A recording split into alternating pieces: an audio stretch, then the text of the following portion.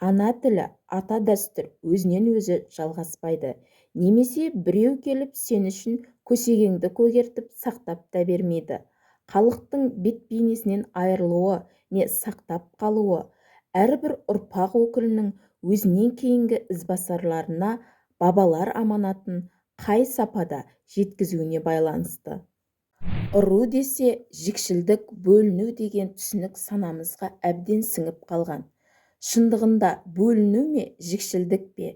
Ұру туралы Бауыржан Момышұлының ойын тыңдасаңыз, мүмкін ойыңыз өзгерер. Сондықтан видеоны соңына дейін көріңіз.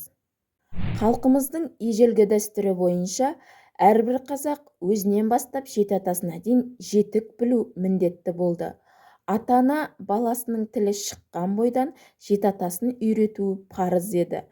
Және бұл отбасылық тәлім-тәрбиенің әліппесі негізі болды. Мұндай тәлім-тәрбиеден ата-анасынан жастай айырылған жетімдер ғана мақұрым қалды.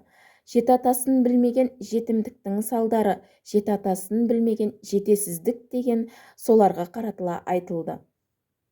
Әрбір қазақ жеті атасының өмір жолын білу арқылы кем дегенде 2 ғасырлық мағлұмат алады. Ұрпақ жалғастығының ізі сүрлеуі сақталады. Жеті атасын білген ер жеті жұрттың қамын жер, жеті атасын білген ұл жеті рулы елді білер дегеннің мәні тамыры үзілмеген бауырластық, қандастық қасиетін айтқанында. Көшпенділердің ру ұлысқа топтасып, у-үшең руымен дейтіні ортақ өмір салтынан қалыптасқан қоғамдық құрылыстың ашық түрі. Ертеде рудан тыс тұратын адам болмаған. Жаугершілік кезде сарбаз жинау, жауға бірге аттану, бейбіт кезде өріс-қонысты пайдалану, бір-біріне арқа сүйеп қарайласу бұл өмір сүрудің, тіршілік етудің жүйесі болған. Рулық құрылымның басты ережесі бір жеңнен қол, бір жағадан бас шығару болған. Қазақ рулары өздерін басқалардан ерекше артық санамаған. Өйткені қазақтың өз жұрты, нағашы жұрты, қайын жұрты дейтін туыстық, жекжат жұрағаттық қатынастары кез келген адамды басқамен әйтеуір бір жағынан жақындастырған. Қарға тамырлы қазақ айдалада кездейсоқ бір-бірімен кездесіп, жөн сұраса келе, міндетті түрде ілік шатысын тауып мәре-сәре болған. Бұл айналамыздағы ұлттарда кездесе бермейтін ғажайып ерекшелік. Көшпенділер қоғамының беріктігі, мықты да түзу бел омыртқасы рулық туыстық, рулық құрылым екенін сыртқы дұшпан білді. Әсіресе көрші отырған орыс патшасы жақсы ұқты да өз пайдасына шебер пайдаланды. 1822 жылы патшалық империя қандық билікті жою туралы жарлық шығарды. Қандық билікті келмеске кетіріп, елді аға сұлтандыққа бағындырды. Аға сұлтандық жүйеде рулық тұтастық әлсірей қоймады. Мысалыға Құнанбай аға сұлтан болды. Рулардың басын біріктіріп басқарып отырған. Елде ұры-қары, ұятты іс-әрекеттер болса, рубасыларға сын болды.